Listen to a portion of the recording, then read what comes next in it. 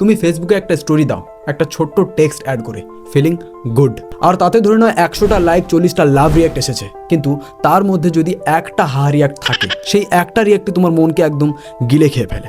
আর তারপরেই তুমি শুরু করো সিআইডি তদন্ত, যেখানে সেই লোক বা ব্যক্তির প্রোফাইলে গিয়ে তার পুরনো ছবিকে বের করে তার মুখে একটা জুতোর স্টিকার লাগিয়ে সেটাকে স্টোরিতে দাও।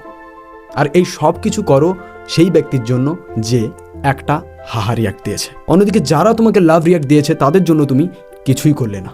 দেখো, এখানে আমার মনে হয় তুমি যদি হাহা রিয়াক্ট করা ব্যক্তির জন্য এত কিছু করতে পারো, তাহলে যারা লাভ রিয়াক্ট দিয়েছে তাদেরকেও স্টোরিতে লাগিয়ে তাদেরকে তোমার জিজ্ঞেস করার দরকার, তুমি কি আমাকে সত্যি ভালোবাসো? আর যদি এটা অ্যাবনর্মাল বিহেভিয়ার লাগে, তাহলে ওটাও অ্যাবনর্মাল বিহেভিয়ার, কারো ছবিতে জুতোর স্টিকার লাগানো।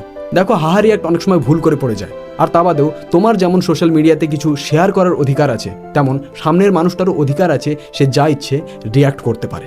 আর তুমি যদি সব রিয়াক্ট নিজের ইচ্ছে মতো চাও, তাহলে নিজের ছবি, নিজের ভিডিওস নিজের গ্যালারিতেই সেভ করে রাখো।